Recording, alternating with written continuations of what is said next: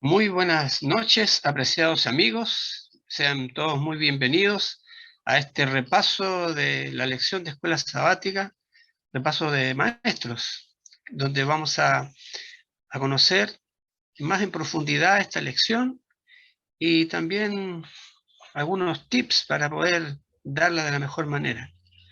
En estos momentos vamos a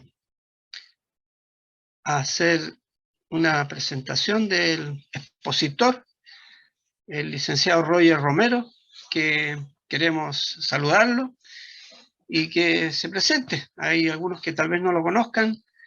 Le dejo el tiempo para que haga usted su presentación, que nos cuente su trayectoria. Está muteado, sí. Ante todo, muy buenas noches, hermanos. Es una alegría estar con ustedes en esta noche y decirles en una forma jocosa, me siento como el templo samaritano en el fiesta de la Pascua de los judíos, donde había 250,000 judíos que asistían a la fiesta de la Pascua, mientras que los samaritanos no llegaban a 2.500 en el tiempo de la Pascua, debido a que en esta semana estamos en conferencias en todo el mundo adventista. Semanas, inclusive acabo de sacrificar mi semana de oración. Así que, ante todo, le está hablando el hermano Roger, profesor Roger Romero. Soy de acá de Perú.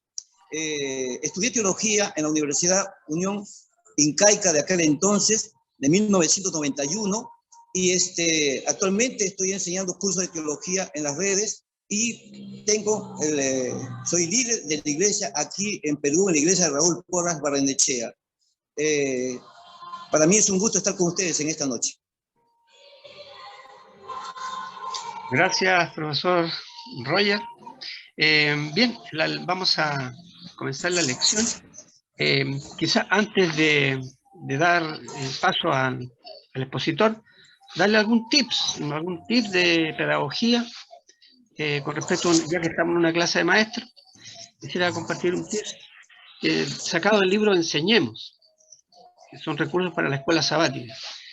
Y recuerdo que hay un pasaje muy lindo que dice que el maestro debe amar lo que enseña. Breve cita, pero muy profunda. Debemos amar lo que enseñamos y, por lo tanto, enseñarlo también con amor.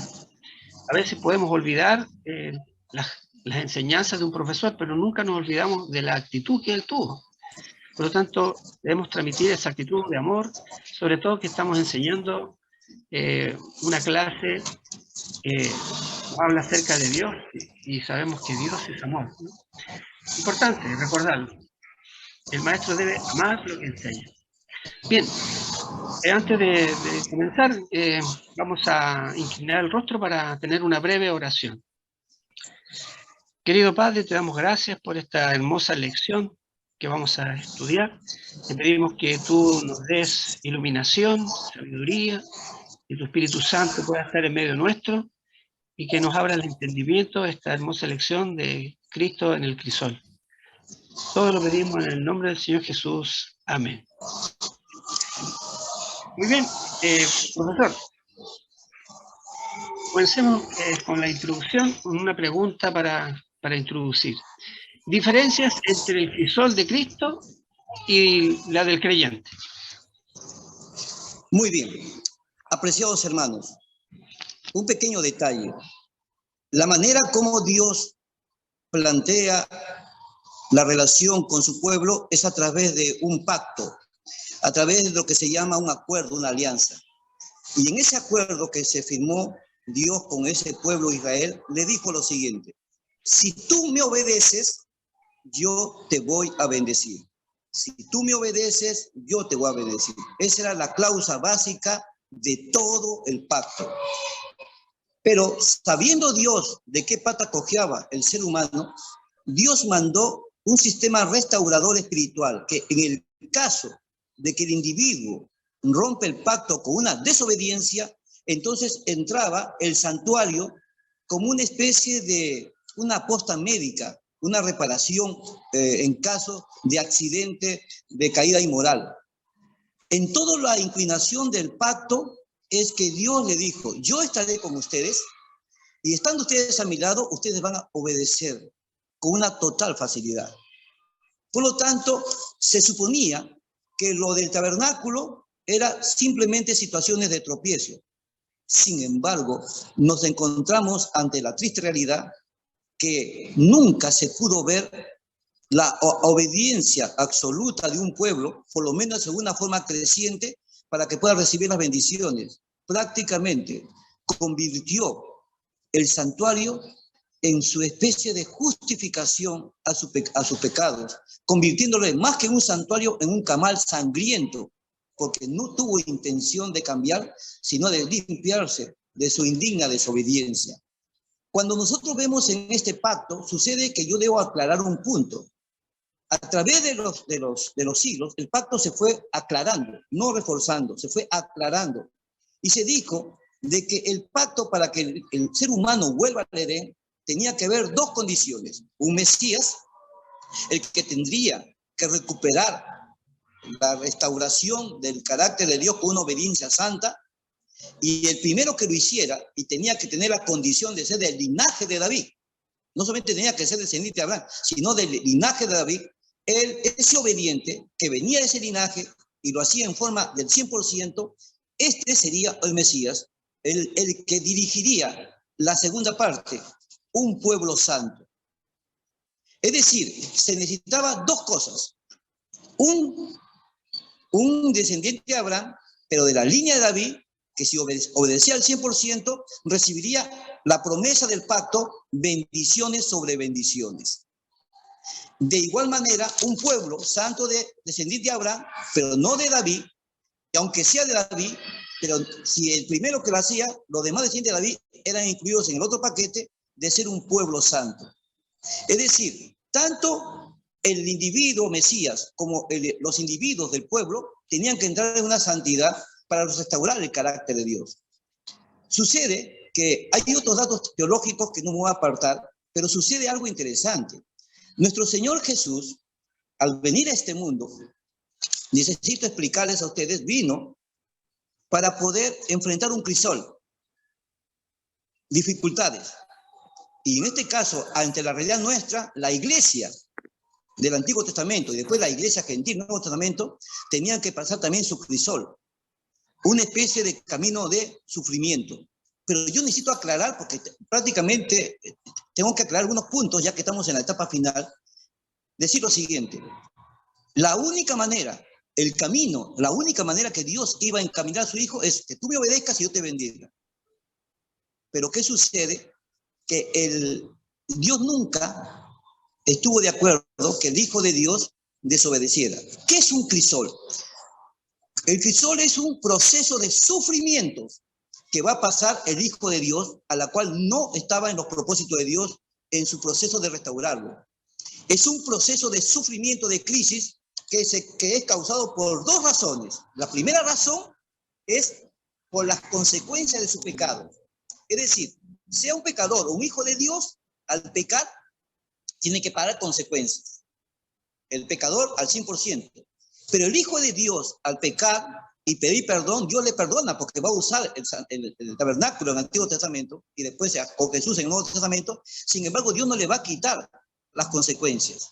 Por lo tanto, esas consecuencias que el hombre, el hijo del creyente, va a pasar es por esa desobediencia, ese es el crisol. Pero ocurre que en el pecador paga las consecuencias con todos sus efectos. En cambio, en el creyente, sus consecuencias, el Señor la convierte en un proceso restaurador, lo que se llama un crisol. Es decir, no va a pagar consecuencias, sino que utiliza las consecuencias, las convierte en una maquinaria para que el hombre que ha pecado, su consecuencia, él la utiliza de una forma pedagógica para mejorarlo, restaurarlo. Entonces, el creyente tiene que pasar un crisol por las consecuencias de su pecado, que Dios lo convierte en un crisol de perfeccionamiento. Y hay otro tipo de sufrimiento, otro crisol que tiene que pasar el Hijo de Dios, el creyente, es cuando el creyente tiene que ir a predicar el mensaje, al que tiene que ser un hijo de redención, un hombre que tiene que dar el mensaje de la bondad de Dios al mundo. Decía en el Antiguo Testamento la bondad de Dios al mundo, en el Nuevo Testamento se llama el Evangelio. Entonces, es dos tipos de crisol en el creyente, por consecuencia de su pecado, que Dios lo utiliza como un proceso restaurador, y el otro crisol es que ya no es culpa, ya no es por sus errores, sino por el solo hecho de cumplir la misión redentora, de llevar el mensaje de Dios al mundo pecador. Eso es otro crisol y tiene la función de ¿qué? De usar ese crisol para dos funciones: para restaurar pecadores y para lograr que él se convierta cada vez en ese crisol donde Satanás le va a hacer la guerra, porque no le va a soltar fácilmente a sus endemoniados para convertirlos en hijos de Dios. En esa guerra donde Satanás le va a hacer ese crisol, ese hijo de Dios que va a repotenciarse. Ahora, un detalle para seguir con la diferencia.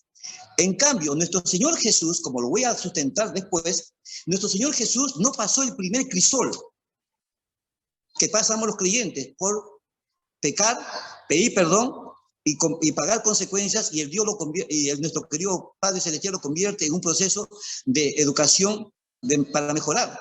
Eso no lo pasó Jesús. El crisol que pasó Jesús, escúcheme bien, es el crisol de haber decidido venir a salvar a la humanidad y enfrentar en una guerra con Satanás para lograr el objetivo final de morir para salvar a la humanidad. Ese crisol es de redención, es un sufrimiento para rescatar, pero no tenía que ver con sus pecados. Entonces, la diferencia entre el crisol de Cristo y el crisol del creyente es que el creyente tiene dos crisoles: el de las consecuencias de sus pecados, que Dios lo convierte en un proceso restaurador, y el segundo, el crisol de sufrir por ir a predicar el Evangelio. Y segundo, nuestro Señor Jesús no pasó el primer crisol porque Él no pecó. Él no tuvo que entrar a consecuencia de pecados personales. Él entró al otro crisol, que también vamos a entrar nosotros, pero Él fue más intenso, el crisol de ser el Mesías, el Salvador del mundo. Porque como Mesías y descendiente de David, Él tenía que salvar a toda la humanidad. En cambio, nosotros tenemos que salvar, primero rescatar nuestra redención, recuperar nuestra redención y rescatar a las personas que nos toquen en el promedio de vida, en el transcurso de nuestra vida. A esas personas con las que nos cruzaremos durante el diario vivir, le tenemos que dar salvación pequeña. En cambio, el Mesías era toda la raza humana. ¿Alguna pregunta en esta parte? Interesante, profesor. Vale decir que el crisol de Cristo tiene una función de salvar a otros, y el crisol del creyente es un proceso educativo para llevarnos al arrepentimiento y poder redimirnos. Pero también, discúlpame, pero también el crisol de redimir a otros, pero en menos dimensión. Nosotros, algunas personas, Jesús a toda la humanidad. Correcto. Bien, no sé si hay algún comentario o alguna pregunta que quieran hacer los que están presentes. También la pueden hacer por el chat. Si no, seguimos a la segunda parte con otra pregunta.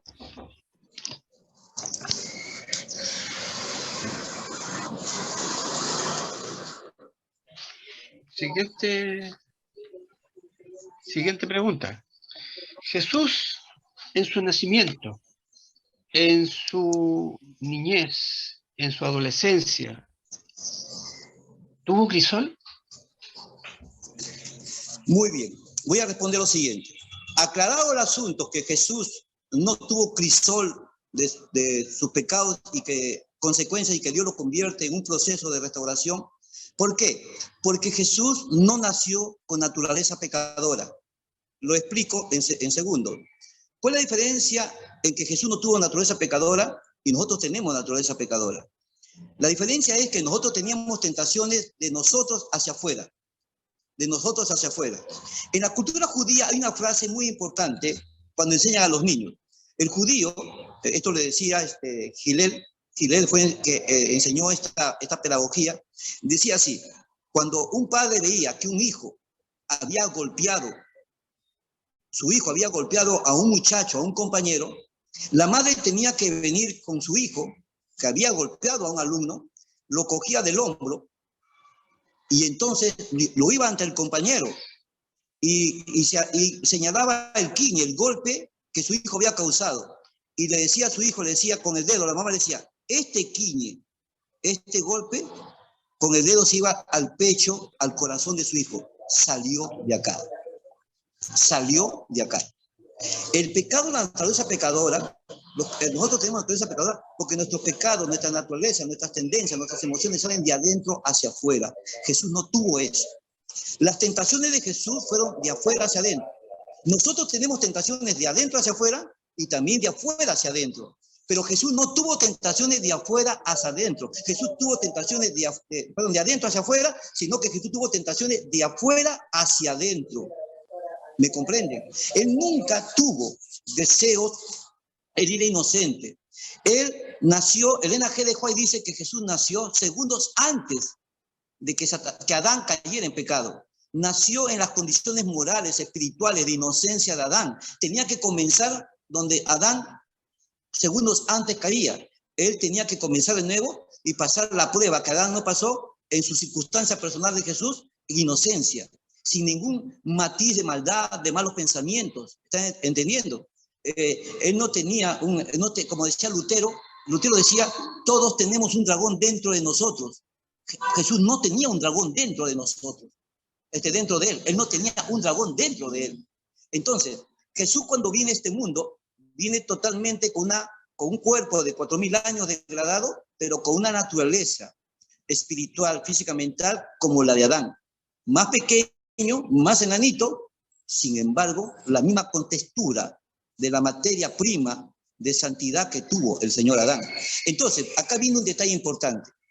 Yo les dije algo y quiero que capten, porque esto es importante lo que les voy a decir. En el pacto que se hizo, que yo les mencioné, en ese acuerdo, en esa alianza que se hizo, se dijo lo siguiente, que Dios les hizo, ustedes van a poder obedecer 100% conmigo. Y por hacer eso, ustedes van a ser bendecidos. Pero por si acaso me fallen, van a tener un santuario. Eso será algo opcional. Ustedes no van a caer. Ustedes más, si andan conmigo, me van a obedecer. Pero fue todo lo contrario. Se dedicaron a desobedecer y vuelvo a decir tristemente, el santuario se convirtió en un camal, en el centro de atención, no la obediencia. En cambio Jesús, cuando viene a este mundo, desde la cuna hasta los 30 años, Jesús obedeció. Jesús obedeció, escuchen hermano, Jesús obedeció y Jesús recibió todas las bendiciones de las promesas, o las promesas del pacto, las recibió. ¿Están entendiendo? Jesús fue bendecido. Yo tengo acá palabras que menciona Lucas. Les voy a un detalle que les puedo explicar acá. Lucas fue un periodista. Los teólogos, los que estudiamos teología, sabemos que Lucas no estaba contento con la información de los apóstoles, con quien él se rodeaba, así que se fue a buscar personalmente a María.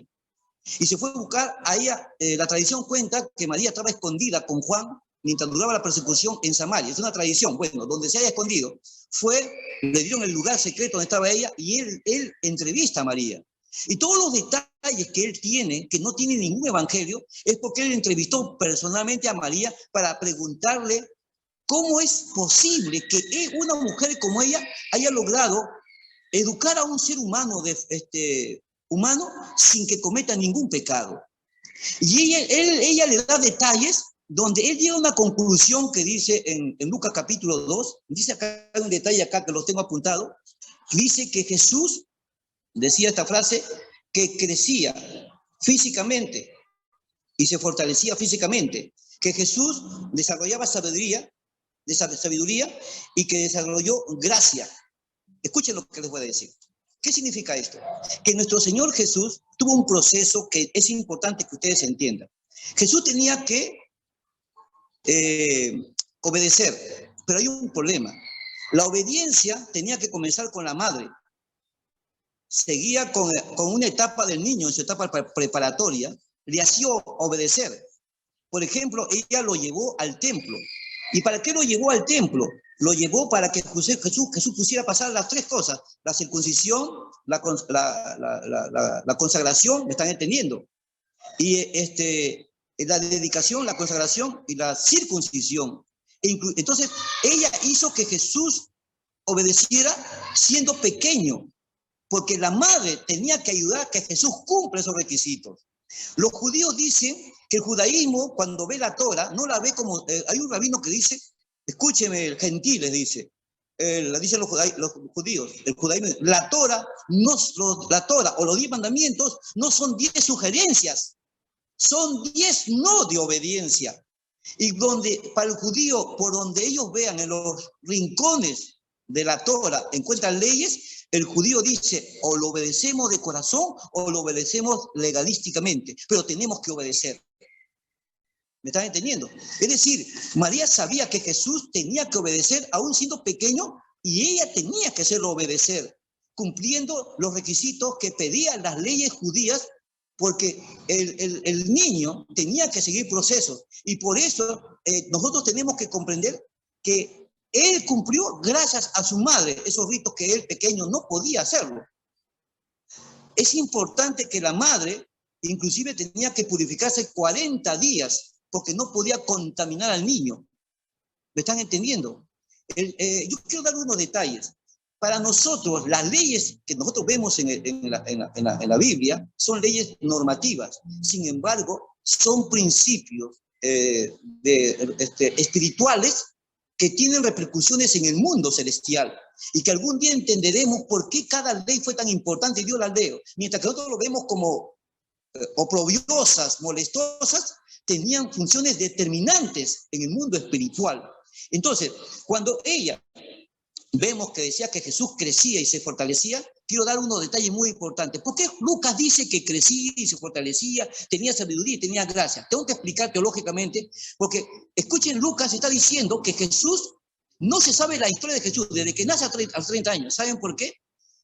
Porque no hay nada cuestionable contra él. Lucas dice, porque después dice, repite, crece, crece, estatura, después lo dice cuando tiene 12 años. Está diciendo que Jesús, todos los 30 años, él no pecó y fue el primer ser humano que cumplió el pacto, obedeció y fue lleno de bendiciones. Él no tuvo consecuencias de enfermedades porque creció. Y les voy a dar un detalle. Y mira, Dios, ahora entendemos por qué nace. No nace en Judá, sino nace en Jerusalén. No nace en Judá, que se llama los purasangre, porque no se contaminaban con nadie, ni casaban, ni se contaminaban. En cambio, los galileos no se casaban con paganos, pero sí se tenían contacto. Y Dios hace que nazca en un lugar donde Jesús tenía que probar su obediencia, no solamente como niño, después como infante, sino como niño. Y sucede lo siguiente, que se ha encontrado, que en Judá se han encontrado pocas tumbas de niños. En la zona de Capernaum, en la zona de Galilea, se han encontrado continuas tumbas de niños. Es decir, que por cada 5 niños que nacían, escuchen lo que voy a decir, 3 se morían. Uno sobrevivía, pero llegaba hasta los 11, 12, 13 años y moría. ¿Me están comprendiendo? Y pocos eran los que sobrevivían. Y eran totalmente enclenques, anémicos, defectuosos, deprimidos. Cuando Lucas, que es un intelectual, es un periodista, dice que era de gran estatura, está diciendo que Jesús era excepcional porque la manera que María siguió los preceptos de alimentación y que educó a Jesús en la alimentación, quiero que me escuchen, y más el trabajo de carpintería, hizo que Jesús, su promedio de estatura, era un poco superior al promedio de los demás. Y fue uno de los grandes sobrevivimientos, así como nosotros hemos sobrevivido al COVID, fue uno de los grandes sobrevivimientos de las continuas lepras, las continuas fiebres de Malta, la fiebre de tifoidea y de paludismo que había en el norte de esto, ¿cómo se llama? De Galilea. Jesús dice que crecía en todas sus áreas porque su madre se encargó de alimentarlo. Dice en sabiduría, un momentito, está hablando de sabiduría. ¿Y cómo sabiduría? Acá viene la pregunta. Si Galilea estaba plagada de los fariseos que discutían de 10 corrientes. La más conocida era de Gilel y de Chamay, extremistas, legalistas, que veían demonios en las puertas, en cada casa que no tenía hueco y no lo tapaban, había demonios. Pura superstición, pura mitología. ¿Cómo Jesús no se contaminó? Acá hay un detalle teológico que les va a servir y para que ustedes aprendan como madres, las que están aquí. Jesús no recibió teología, no masticó chicle de otros. Jesús recibió y leyó los propios rollos de la Sagrada Escritura y encontró la sabiduría en el propio conocimiento que le daba su madre y también lo que él leía. Por eso dice que crecía en sabiduría, hermanos. Por eso creció en sabiduría. Y dice que crecía en gracia. ¿Por qué crecía en gracia? Les doy un detalle y quiero que ustedes me capten. Cuando Jesús nace pequeñito y lo persiguen, dice que huye a Egipto. Hay tantas tonterías hablan, y no, poco los que no conocen teología y no tienen estudio avanzado, no se dan cuenta que Jesús nunca fue a Egipto. Jesús se fue, que en la parte norte de Egipto había una población cerrada, como tenían los judíos, de población judía, judíos de alta cultura, que tenían los rollos de la Septuaginta. Y entonces cuando Jesús huyó, dice que fue y terminó niño, él recibió de muchos rabinos, posiblemente que Dios seleccionó, hombres que leían las Sagradas Escrituras, hombres probos, que le deben haber enseñado a Jesús la verdadera interpretación de la Sagrada Escritura junto con lo de María. ¿Me están comprendiendo? Él nunca estuvo en Egipto. Él estuvo en territorio egipcio, pero en la parte norte de lo que se llama el delta egipcio, donde era una población cerrada, que estaba cerca de Alejandría, que de paso que Alejandría llegó a tener 1,5 millones de judíos. O sea, el 90% mayor población que la población egipcia. Pero la zona donde fue Jesús era una zona norteña de población eminentemente judía. Entonces, Jesús nunca estuvo conoció por cultura general las corrientes de Shammai y de Hillel, pero él bebió de la propia fuente de la Sagrada Escritura. ¿Me están entendiendo? Y dice en gracia, cuando se refiere en gracia, quiero decir algo muy importante, en la teología judía dice que ¿a quién es el hombre justo? Dice Hillel, dice, el hombre justo es no el que explica la bondad de Dios, sino que el que refleja con su carácter la bondad de Dios. Jesús tenía la bondad de Dios, tenía la gracia de Dios y era encantador, era tierno como el corazón de Dios y se ganaba el cariño y el afecto a la gente cuando lo dice a los 12 años. Y para resumir esta parte de su adolescencia, para seguir terminando esta parte, cuando Jesús, para demostrarle que Jesús no estuvo en las escuelas rabínicas, cuando Jesús llega a los 12 años, porque tiene que presentarse y hacer un rito donde él tiene que ser declarado adulto, porque el judío se declara adulto a los 12 años, se tenía que ir recién por primera vez.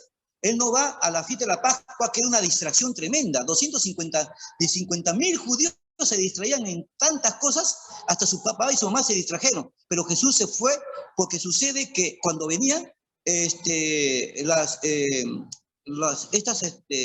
escuelas rabínicas, se peleaban y discutían públicamente para que la gente venga y entonces vuelvan sus discípulos, y los discípulos tenían que dar buenas bolsas de dinero. Era una discusión teológica para espectáculo a la gente. Y Jesús estuvo ahí y comenzó a cuestionarles. Hermanos, y ellos se dijeron, ¿y este crío qué se cree? Y para ridiculizarle deben haber hecho unas preguntas que, hermanos, que se quedaron con la boca abierta. Porque Jesús comenzó a responderles a la misma altura. Hermanos, Jesús era un colega. Jesús era un colega igual que ellos. Se quedaron con la boca abierta porque este muchacho, ¿cómo puede saber a los 12 años toda esta información? Porque Jesús tuvo acceso a los rollos del templo y también tuvo acceso a la Septuaginta. Él bebió, él no masticó chicle como hoy en día tantos teólogos se ponen a leer, teólogos para acá, teólogos por allá. Yo le digo, hermanos, quiero hacer algo personal, de acá termino. Yo tengo una hija que se llama Satir. Hermano, desde pequeña le enseñas a leer las Sagradas Escrituras. Cuando ella quería leer a un predicador, zapa, no me leas predicador, lee tu Biblia. Hermano, mi hija, cuando le dije la primera vez que tenía que predicar, le dije, hijita, yo te voy a hacer tu sermón. No, papá, yo voy a hacer mi sermón. Y yo tengo una bronca, discúlpeme la palabra, porque como papá quería yo, como un teólogo que soy, quería darle el primer sermón a mi hija. Mi hija, no, papá, yo voy a hacer mi propio sermón. Uy, oye, mi hija, yo soy honesto, ¿qué papachada mi hija dirá? ¿Qué herejía infantil dirá, juvenil dirá? Hermano, me quedé con la boca abierta. Me quedé con la boca abierta porque mi hija se dio un sermón, hermano, superior al que el viejo padre que tenía. ¿Saben por qué? Porque a mi hija le gusta leer las Sagradas Escrituras. Ella no tiene que leer a Bullman, él no tiene que leer a Berkov, él no tiene que leer a Strauss, él no tiene que leer a nadie, hermano, porque ella encuentra la sabiduría en la Sagrada Escritura.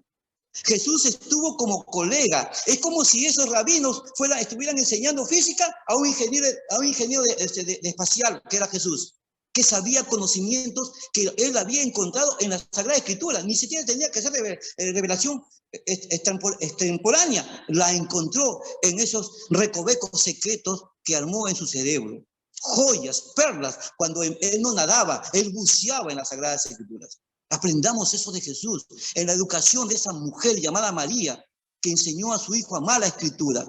Dejen el celular, dejen las redes, dejen el televisor, dejen ese lado oscuro, teología, encuentren a Dios y preciosos tesoros escudriñando las Sagradas Escrituras. Gracias, profesor, por esta buena explicación.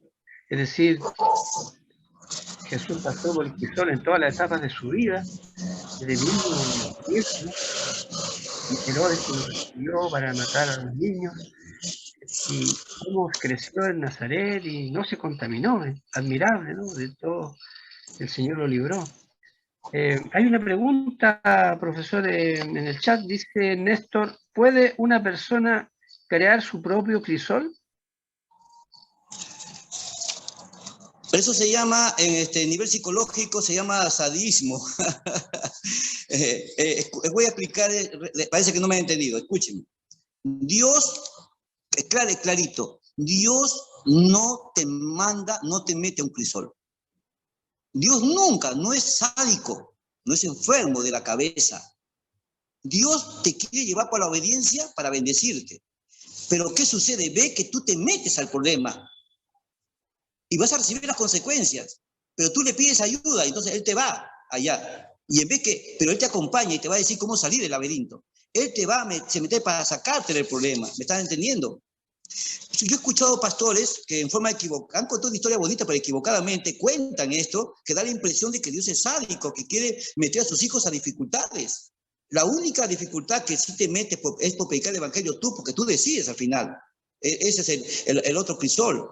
Pero hay pastores que he escuchado decir que cuenta una historia de las ovejitas, que dice que hay una ovejita que se para escapando, para que no se escape, viene el pastor de ovejas, le dice, tú eres la quinta vez que me has hecho dejar a las 99, y tú ya te has vuelto, ya tú no eres desobediente, tú estás haciendo, ya estás usando de deporte esto de escapar, así que yo voy a hacer lo siguiente, el pastor de ovejas agarra a la quinta oveja que lo ha hecho alejar de las 99, estira la pata y le rompe la pata, ¡tras! Le rompe la pata. Dice que le rompe la pata y después la entablilla y la tiene ahí en su carpa y ahí la cuida hasta que se recupere. Y después que se recupera, después de 15 días, esa ovejita no se va porque está pegada al pastor. Entonces, esa impresión da de que Dios te rompe la pata. ¿Entiende? Dios no puede mandarte a un crisol. Tú te metes y Él es el que se mete para sacarte. Dios te ofrece o te dice, esto tienes que hacer, esto tienes que hacer, esto tienes que hacer. Lo que hizo Jesús. Desde que Jesús nació hasta los 30 años, Él fue obedecido, no tuvo enfermedades, no tuvo nada porque se supo cuidar. Dios lo bendijo, Dios lo libró de todos los males porque obedeció. Es el único que se apropió de las promesas en bendición a los 30 años. Por eso se convierte en el Mesías. Por eso tiene estatura. Por eso no tiene traumas. Está lleno de bondad, de generosidad. Todos algunos tenemos traumas, estamos amargados, con prejuicios. Él era inocente. ¿Me están entendiendo? Él conocía el pecado por otro, no por él. Él era un hombre que tenía una mente tranquila, no traumatizada. Él obedeció y Dios lo bendijo. Nadie, solamente Jesús es el que se apropió de las promesas. Todo lo que hacemos nosotros ahorita es pecar para pedir perdón, como si fuera un sanitario la gracia. No, crisol no, Néstor. El crisol, Dios, nosotros nos metemos a crisol. Si tú lo buscas por ti mismo es sadismo. Gracias. Bien. Avanzamos a la tercera pregunta. ¿Ya? El Getsemaní y la cruz. ¿Perdón? ¿Cómo fue ese episodio? Ahí el Getsemaní. Muy bien. Ojalá que se entienda. Hermanos, acá hay un detalle. Vuelvo a decir. Hay dos crisoles. El crisol de los problemas que tú te metes, consecuencias de tus problemas, y el otro es que todo hijo de Dios, inclusive Jesús, sí pasó Jesús, es que por ir a predicar el evangelio, Satanás te va a hacer la guerra. ¿Estás entendiendo? Te va a hacer la guerra. y no te va a soltar a ninguno de sus esclavos endemoniados. Entonces, Jesús sabía. Yo quiero dar un detalle teológico que les debe servir a ustedes. Yo sé que algunos no tienen información completa. Quiero que escuchen bien lo que les voy a decir. El Antiguo Testamento, el 70% del Antiguo Testamento habla de un profeta, de un Mesías triunfante. Es decir, que el pueblo judío iba a obedecer, iba a vencer a las naciones paganas, iba a venir el Mesías simplemente para el juicio. O sea, el pueblo obediente iba a cumplir todas las cosas. Y el Antiguo Testamento menciona que el Mesías iba a venir triunfante para felicitar y juzgar a las naciones que fueron derrotadas. Pero ya para el tiempo de Isaías, cuando vio que el pueblo ya no estaba dedicándose a obedecer, le dice, si ustedes siguen así, no van a recibir un Mesías triunfante, van a convertir a su Mesías sufriente. Y sucede que ustedes saben que por decir eso, el profeta Isaías, por primera vez hablar de un Mesías sufriente, Manasés dijo, tú estás demente. ¿Cómo me vas a decir que va a ser sufriente? Y lo mató, y lo cortó en pedazos a Isaías. ¿Por qué? Porque decir sufriente es que ¿sabe por qué lo mató Manasés? Pues dice, y dime, ¿quién va a matar a sufriente? ¿Quién lo va a golpear? Dime, ¿qué nación? ¿Qué nación sufriente? ¿Y sabe lo que dice Isaías? Ustedes van a ser el que van a matar al Mesías. ¿Qué cosa? Isaías trató de evitar que ellos lleguen a esta tragedia de matar a su propio Mesías. Pero cuando al último no cambia de trayectoria, entonces el Mesías se tenía que convertir en sufriente. Pero Jesús tiene que morir para buscar un nuevo pueblo que lo sustituya. La única manera era morir, porque el pueblo santo era el pueblo que ya tenía un pacto, el pueblo judío, pero el mundo gentil no. Y entonces Jesús necesita morir por la humanidad y a la vez escoger un nuevo pacto, y la única manera de buscar un pueblo gentil que es la iglesia cristiana. El destino del ser humano, sabemos todos los adventistas, no se decidió en la cruz, se decidió en el Getsemaní. ¿Qué quiero decir con esto? Miren, la Biblia dice que cuando Jesús sale de la Santa Cena se comienza a perturbar, comienza a entrar en una angustia. El G de Juan dice que comenzó a tropezar y lo agarraban los discípulos y al último terminó cayendo al suelo, semi inconsciente, tenían que levantarlo y Jesús dice, lo querían regresar, no, sigamos allá. Jesús salió del aposento alto y salió por la puerta de las ovejas y se fue a un monte, porque las calles de Jerusalén eran calles angostas, no podía haber jardines. Y en la tradición rabínica dice que judíos sin jardín no pueden recibir el Edén. Entonces los judíos ricos habían lotizado todo el huerto del Edén y tenían sus jardines. Judío que no tiene jardín no tendrá el Edén. Entonces, al cruzando, había el valle, un riachuelo de Cedrón, que había sido desviado, que venía del agua dentro de la ciudad, que había una desviación, y que justo venía de la puerta venía del templo. Cuando Jesús estaba yendo, sabía quién le esperaba allí en el Getsemaní. ¿Me están entendiendo?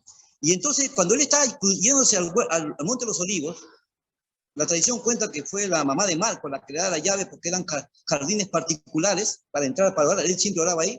Cuando está yendo, va por un acueducto de agua que pasaba, y él veía que ese acueducto estaba totalmente lleno de sangre, de la sangre de los animales. Todas esas cosas impactaban a Jesús. Jesús tenía información de que Judas lo iba a traicionar. Sabía que Pedro lo iba a negar. Jesús tenía informaciones más depresivas. Y la Biblia dice que quien lo esperaba allá en el puerto de Getsemaní estaba Satanás con todos sus demonios. La tradición, hay una información que Jesús dice en el libro de Lucas, dice que cuando Pedro quiere cortar la oreja al que quiere atacar a Jesús cuando está saliendo del huerto de Getsemaní, Jesús le dice, oye, le dice Pedro, guarda la espada, que tú no sabes que están listos 72,000 legiones, 12 legiones, que yo doy la orden para que me vengan a defender. Cuando tú decís, habla de 12 legiones, Jesús está hablando numéricamente. Jesús está diciendo que así como había 72,000 ángeles que Dios había mandado a resguardar, había 72,000 demonios, uno por cada integrante de la legión, demonios que habían rodeado a Jesús. Hermanos, Jesús se fue con sus 12 discípulos, 9 a un lado, 3 adelante, y él se fue adelante, porque en el huerto de Getsemaní, él llegó de rodillas. Él no podía llegar parado. Hermano, la victoria de Jesús, toda la victoria de Jesús, cuando le preguntaron una vez a Lutero, ¿a qué se debe el secreto de sus victorias contra el papado? Él dijo, se lo debo a mis rodillas. Hermano, Jesús hubiera sido derrotado si no tenía la costumbre de las rodillas. Hermano, Satanás, hermano, los demonios, los más de 70,000 demonios que rodearon a Jesús, hermanos, que lo encarnizaban. Y Satanás, que lo torturaba diciendo, no seas tonto, no vas a poder soportar, ya te quité a Judas, ya te voy a quitar a Pedro, ya te quité todos los pueblos judíos. Le estaba diciendo, porque el Antiguo Testamento dice que Jesús ya era el Hijo del Hombre, pero tenía que ser Rey de Reyes. ¿Y qué? Conténtate con eso, porque tú ahorita ya no vas a morir, ya te recuperaste la vida eterna. Has obedecido, no has pecado. Y dice el Antiguo Testamento que el Hijo del Hombre, que es antes de ser Rey de Reyes, el Hijo del Hombre, Dios ha dispuesto, lo dice el libro de Job, que tiene un carro de fuego y con millones de ángeles que lo custodian. Jesús simplemente decía, ¿sabe que se muera la humanidad? Yo ya recibí la eternidad, que venga el carro de fuego como Elías que me lleve y que me lleven todos los millones de ángeles y me salvo. Eso podía haber hecho Jesús. Pero Jesús sabía que él tenía que ir a ese lugar. Y en ese huerto, él tenía que orar para tomar la decisión más importante del mundo. Es una decisión que tenía que ver tú, cada uno de los que estamos aquí presentes. Jesús tenía que decidir morir por la humanidad. Una humanidad gentil que ni siquiera se imaginaba que quién era el que estaba muriendo. Jesús estaba solo. El Padre no podía ayudarlo. Satanás tenía simplemente que torturarlo. Y le dijo, no seas tonto, conténtate con el Hijo del Hombre, regrésate con tu carro de fuego y sabes una cosa, esta gente te va a crucificar. ¿Tú sabes lo que te espera? Y le dijo todo lo que le esperaba. Le dijo con detalles, oye, yo te voy a decir lo que te va a pasar. ¿Sabes lo que va a pasar contigo? Escucha, la crucifixión es una muerte lenta. Está diseñada para tener la mayor cantidad de dolor. ¿Sabes lo que van a hacer contigo? Te van a desgarrar tu espalda. ¿Sabes lo que van a hacer con tus heridas? Van a quedar abiertas. Cada latigazo se va a abrir como una rosa a tu espalda. ¿Sabes lo que va a hacer contigo? Te van a arrancar pedazos de piel. Y cuando tú te vayas a la cruz, esa sangre coagulada que se pega a tu ropa, cuando la arranque tu ropa, te van a arrancar pedazos de carne y se van a volver a abrir tus heridas. ¿Sabes lo que va a pasar? Te van a tirar al piso. Y al tirarte al piso, tu carne coagulada se va a abrir más y vas a sentir dolores y te van a salir los nervios. ¿Estás entendiendo? Cada aliento en la cruz Jesús sufría tremendos dolores. ¿Quieres sufrir esto? ¿Vas a morir por estos pecadores? Mira, tu pueblo está traicionado. Y peor, este pueblo ni te conoce. Durante todos los 4,000 años los gentiles nos han anulado a Dios. Hay una cosa, hermano, escucha lo que te voy a decir. Los dioses paganos eran unos miserables. Torturaban a sus creyentes. Que los judíos le llamaban a los dioses paganos. Crueles, perversos, abusivos, que maltrataban a su creyente, que hacían que se sacrificaran. Miserable, hayak, una palabra de desprecio que le decían los judíos a los dioses paganos. Pero ¿sabe lo que le decía Jesús a Dios? Le decía, Abba, Padre, Papito. Hermano, Jesús veía a Dios como un padre y nosotros tenemos que ver, porque si vemos a Dios como un padre vamos a soportar todos los crisoles, la de nuestras culpas, la de predicar el evangelio. Jesús pudo soportar todas estas amenazas, hermanos. Hermanos, si Jesús no bebía la copa esa noche, porque él no quería morir, era un hombre joven, tenía 30 años, nadie a los 30 años quiere morir, hermano. Una cosa decir en el cielo, otra cosa decir en ese momento. Satanás le dijo todos los detalles del sufrimiento que iba a pasar. Él no sufría, él no sabía nada de eso. Él tenía que decidir. Si Jesús, él no decidía, escucha, si no decidía y se iba de frente al cielo, porque él podía regresar al cielo con el carro de fuego, él no decidía, había un tremendo vacío que quedaba en el cielo, el vacío que íbamos a llenar nosotros. Y todo el lago de fuego estaría repleto de toda la raza humana, desde Adán hasta el tiempo de Jesús. Hermanos, Jesús tuvo que tomar una decisión. ¿Y saben qué cosa es la copa? La justicia de Dios. La justicia, ¿qué es la justicia? Que tiene que morir alguien, tiene que ser ejecutado. Cuando Jesús decide morir por los hombres, se convierte en el enemigo de Dios. Se convierte porque Él está cargando toda la culpa, tu culpa. Tus adulterios, tus mentiras, tus engaños, tus estafas, tu hipocresía. El quien tenía que ser crucificado eres tú.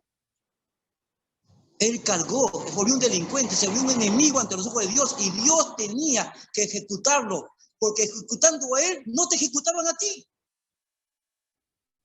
Hermanos, el Getsemaní es la más grande prueba del amor de Dios. Y con tremendo amor, ¿cómo no lo podemos adorar? ¿Cómo no podemos levantarnos en la mañana, hacer una oración y entregar nuestra vida a Él? ¿Por qué no con Él, con lo que Él hizo, con ese espectáculo de amor? No leemos nuestra Sagrada Escritura, no compartimos nuestra fe, nos volvemos religiosos. Mientras los discípulos ahí, aburgueseados, durmiendo, no se daban cuenta de lo que se estaba diciendo el Señor. Hoy en día la iglesia sigue ese mismo vicio, dormida, religiosos del 7º día, pero de los demás 6 días, totalmente aburgueseados, olvidándonos de la gente que se pierde, de la gente que depende de nosotros, de un estudio bíblico, de una oración, siempre aburgueseados.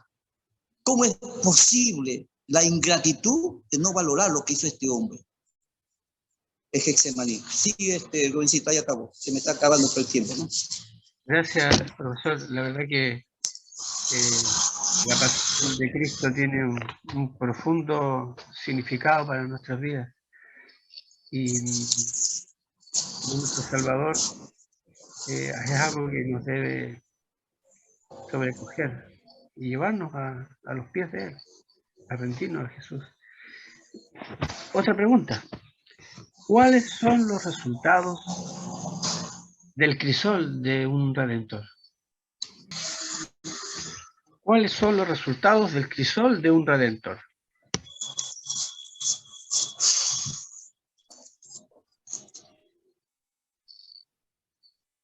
Le voy a decir algo que le va a impactar, les va a chocar. No nomás que la única que lo explica es Elena G. de Quay, porque hasta el día de hoy la quieren crucificar los teólogos. Elena G. de Quay hace algo que nadie se imaginó y se atreve, y que es un tema que nos peleamos en interpretar. Hermanos, el Mesías ya hizo su parte. ¿Me están entendiendo?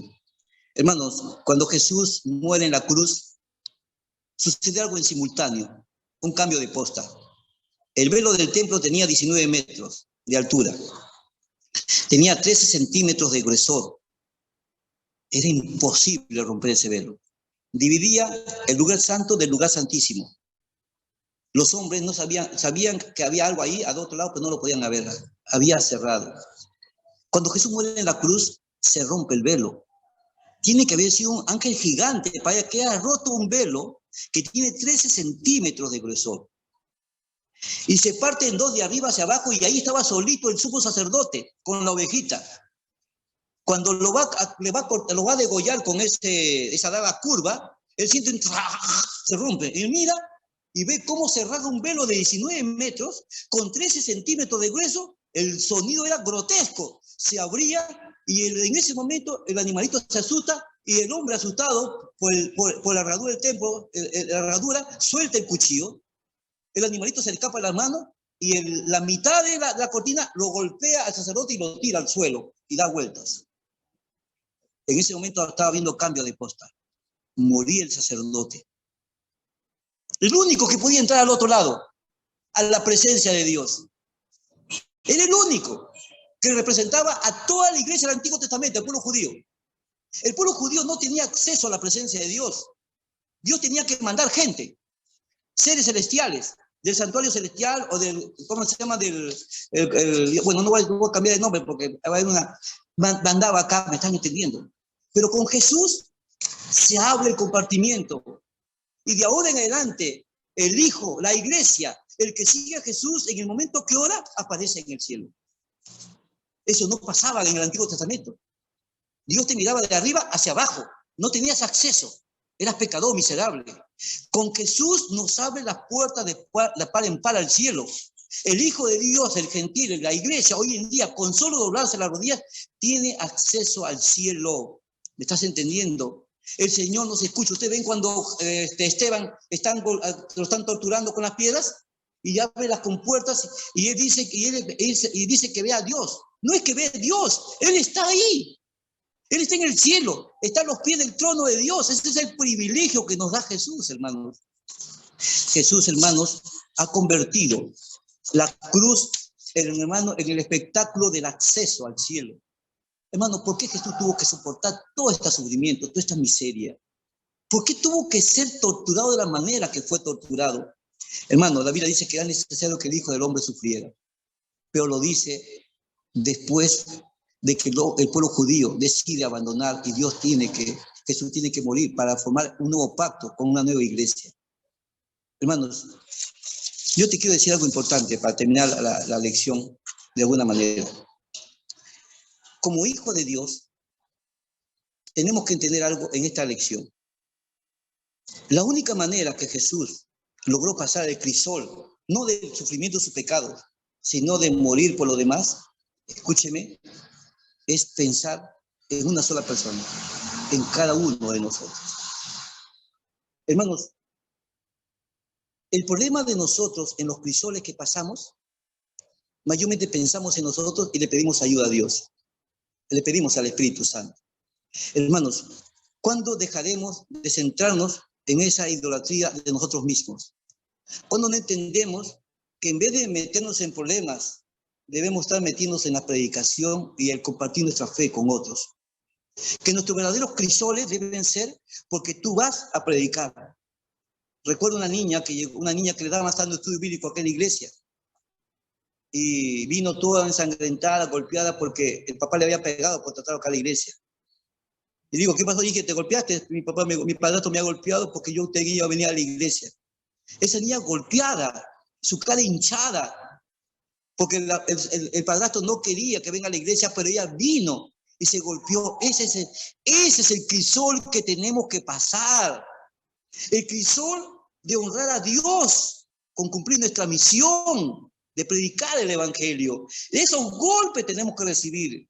Es vergonzante, pero Él nos saca de que por no predicar el evangelio, por no dar un testimonio público de lo que es un hijo de Dios con nuestro carácter, Dios nos tenga que sacar de crisoles de nuestras vergonzantes decisiones. Y Él lo va a hacer, no te dice que no te va a sacar.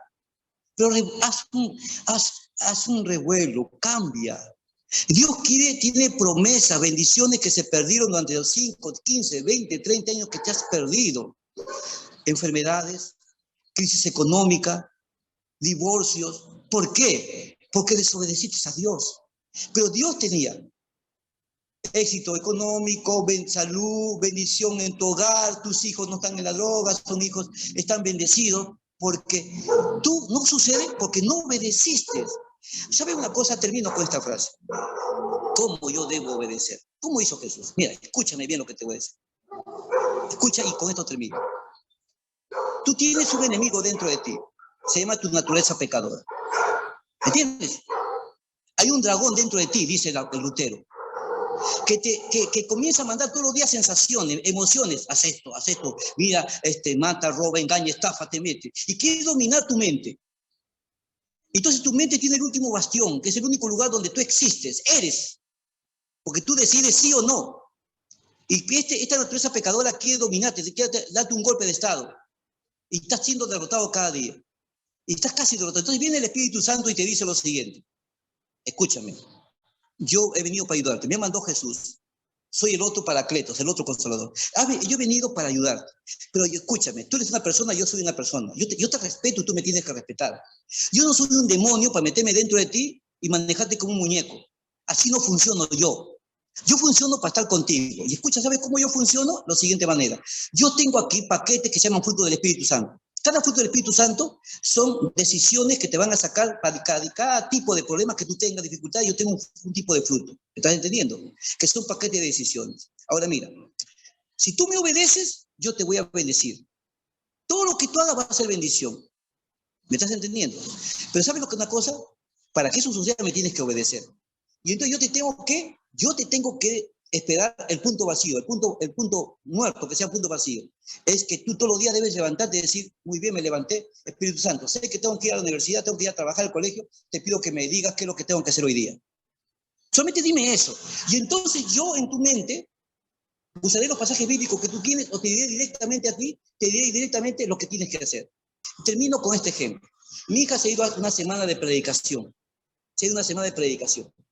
Yo quiero mucho a mi hija. Yo la he educado, es una misionera, lee su Biblia, tiene 6 estudios bíblicos, ella 6 estudios bíblicos y se fue a predicar a Barranca. Y cuando se va, yo me pongo a orar. Porque es bueno, tú tienes que orar, leer la Biblia y buscar el silencio. Orar, leer la Biblia y buscar el silencio. Te recomiendo esto.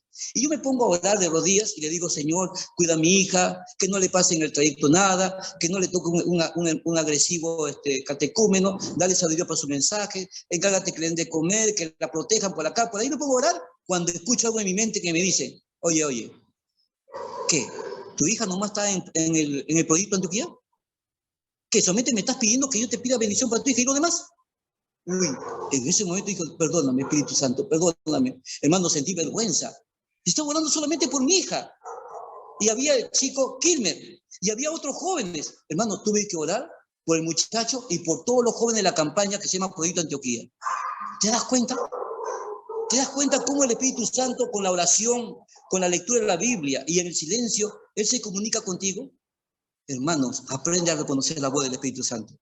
Él te va a ayudar a que no te metas a crisoles. Y te va a ayudar, cuando te metes a crisoles, te va a ayudar a salir de ellos. Primero, a que obedezcas para que seas bendecido. Y cuando obedeces y pides ayuda, Él te va a sacar de los crisoles.